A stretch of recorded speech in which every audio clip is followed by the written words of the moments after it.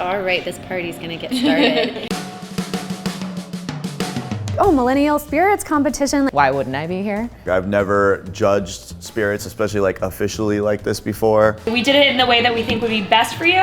It's all blind. They have no idea what this product is. They just know that it's like vodka, gin, whatever they're tasting, right? They are tasting the product, and the product is competing to win either gold, bronze, silver, and they don't get to know brands at all. Tasting 53 different brands of alcohol. Oof. Honestly, I love the idea of the Millennial competition. It's different.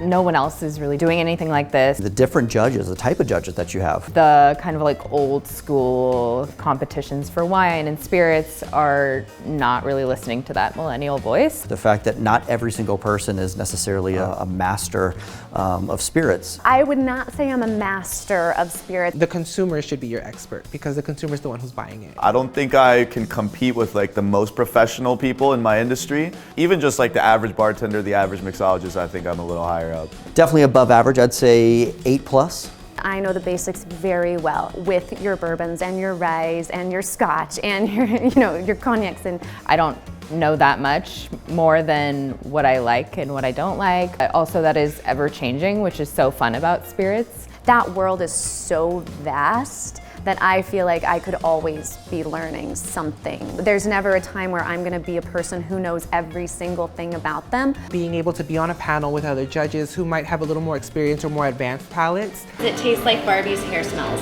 I do lead some spirits tasting, so I do that a lot. So definitely over the last couple of years, my knowledge has grown exponentially. I like learning from that, you know, and I like seeing what they like and what I like or don't like. This absolutely makes sense. Look for opportunities like this. My name is Wuta Kim. I was born in Korea, South Korea, but now I live in Fort Lee, New Jersey.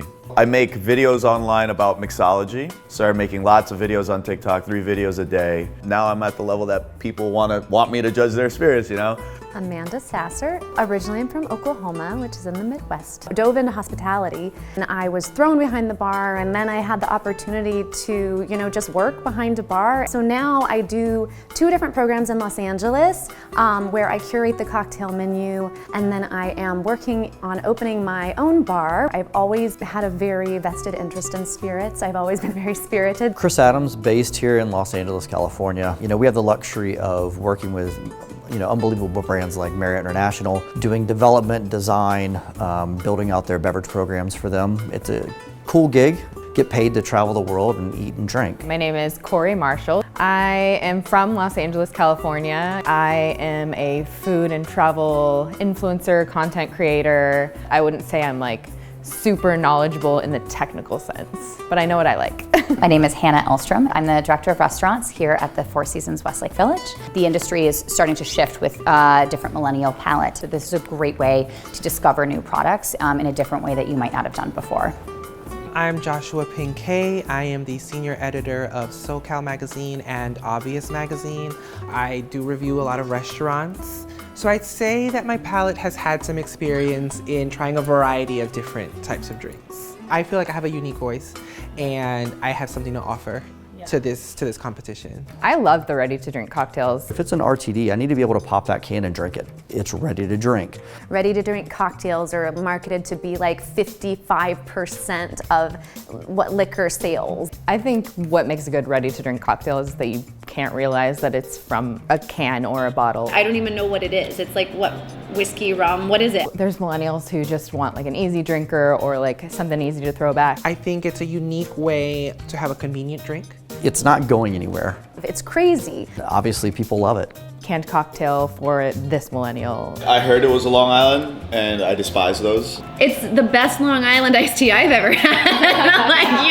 It's a terrible drink in my opinion. I'd say it's a good Long Island. I wouldn't personally choose to drink it. Oh yes, there it is, and I love Long Island. I don't really think you can make it good. I've had good ones. If you're gonna make the best version you could possibly try to make of this Yeah. drink, it should have fresh lemon juice to give it some acidity to it. It's like something awoke in my mouth, it felt very oh, lighten up. I love seeing what's happening with rum. I just find it's way more respectable now. Rum's being treated more like a whiskey almost, where these aged rums are just so special right now. And being used in classic Manhattans and old fashions, just like a whiskey would be. Tequilas. I do like the tequila that they used. I felt like it was just the right amount of floral and peppery. They could have gone with a really bottom shelf tequila, and it doesn't taste like that to me. Mezcal wasn't super popular in the States until just like 6 years ago, 7, you know. If I'm gonna drink any cocktail, I will have a Mezcal cocktail, hands down. The history behind it's so beautiful. It leads you into scotches too, which I feel like if you can appreciate Mezcal, then you can go into scotch. Mezcal can be like 25 different types of agave plant. That's awesome. So there's so many different flavors and there's so many different ways of preparing it. I feel like whiskey is so vast. I like all whiskeys pretty much. Like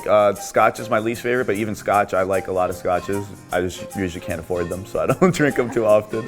I know what my specifics are that I do like. I'm a sucker for anything in a sherry cask. I know that I like things that are chewy and meaty. I also really enjoyed the rye whiskey that we tried with the banana because it was so unique. And this was just such a lovely balance and blend. I think it's really important to have all that variety. Okay, if you really want a straight rye, this is the difference with this, but then we have this amazing rye that tastes a little bit like banana leaf. It's very aromatic, but it's clean and dry like a rye is and not as sweet as, say, maybe a bourbon would be. Rye is becoming a lot more prevalent in a lot of bourbon. Vodka is my least favorite spirit. I feel like I drank it and I was just like, yeah, vodka. And then like, you know, kept it moving. Maybe not cringe, but you know, the vodka cringe. So like, yeah, this was the least of that. Surprisingly was very good. Oh, it's so clean and easy to drink. I can have this with tonic, I can have it with soda water. I understand where both of them are coming from, so I'm definitely easily swayed. It had the most flavor, but it was also the most round and the blended the most all throughout. I just felt like there was very little aftertaste. It was like a very clean sip. It was just nice. It kind of like stood out a little bit where it's got a little bit more meat to it. It was definitely my favorite. I don't know, I liked it. I was like, oh, this could be a nice martini that would be super enjoyable.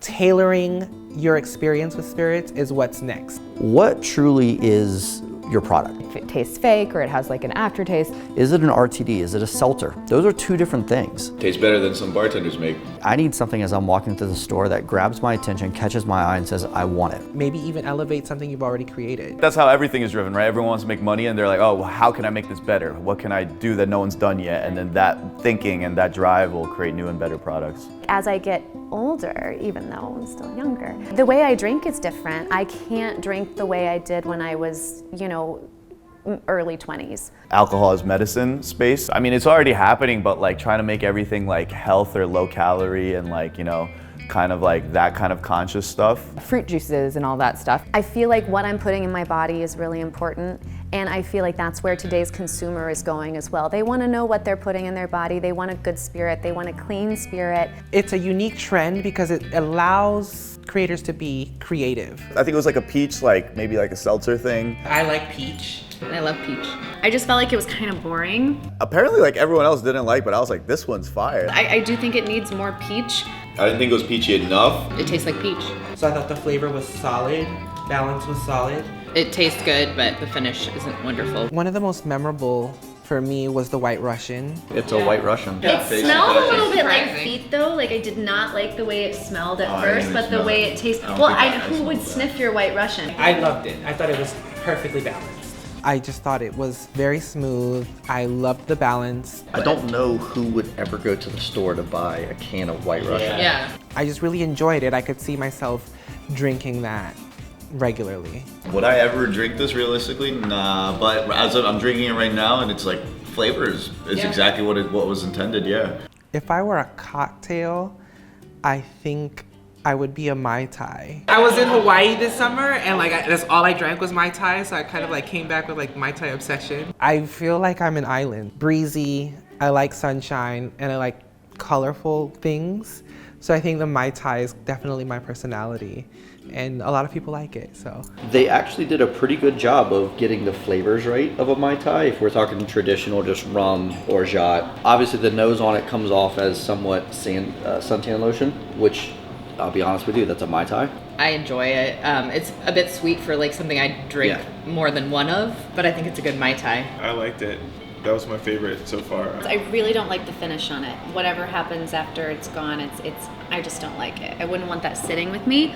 I felt like it was a little too coconutty for a Mai Tai, I felt the coconut. but it was still tasty. Something about it made it feel like bubblegum. Like I tasted like hints of bubblegum there. This was my favorite. My favorite was like the pecan liqueur. The liqueur, yes, the pecan liqueur. The pecan liqueur was shockingly good. Blew me away. You know, the pecan liqueur that we tried at the end was so lovely. It wasn't too sweet. You honestly tasted almost the skins of the pecan. Everything about that liqueur was just right. Definitely the pecan liqueur. I want to get my hands on that. It was true pecan, which was very cool. I think all of us were huge fans of that. We just got done tasting 53 different products, yet we were talking about the water. Enjoy the dark side. I was introduced to that product today and blown away by it. Fulvic acid has been used as a healing aid for thousands of years. It has a million health benefits. Detoxifying, it's remineralizing, it's good for your hair, skin, and nails, ladies. And I think that speaks volumes to their branding, to their story. If you drink this, you will not get a hangover. And there's 77 minerals actually in the bottle. If you can create that and create that emotional connection almost with the consumer without having to be in front of them, you win. Today was kind of fun with the different liqueurs. Everything was executed so well. It was a lot more like work than I thought it was, like tasting it, actually thinking about it. Anytime you can get feedback on your product, it's a win. All feedback is really good. So I actually like that it was like a lot of work and not just like tasting, drinking, like blah, blah, blah. Getting that feedback that you offer from this competition, I think is invaluable in making sure that you're making right decisions for your brand. The consumer falls in love with it. There were no egos, so it felt more like we were just sharing with one another and hanging out. I do think that I brought something different to the panel that wasn't there, which I appreciate. As far as work goes, it's very fun, for sure. It was great. I mean, everything was so beautiful. I've never been so pampered before in my life. I didn't expect it. I learned so much today just listening and experiencing, and also being able to taste side by side with everybody and be like, oh, okay, yeah, you're right. Okay, I can see this. I love this and they don't love that, and then hearing why and going, you know what, I get it. It was good to see like how drastic the differences were in certain occasions, and even my own compared to the other three. From not just people that are picking your product apart. We are all in agreement. This was by far my favorite. Wow. Everyone's palate's different, and at the end of the day, it's an opinion. But it was interesting hearing, you know, say if like I liked one thing and everybody else really liked the other. It was a great year this year. It's always been fun, but it's just getting better every year. I would gladly come back as a judge. Keep my fingers crossed I get the invite back.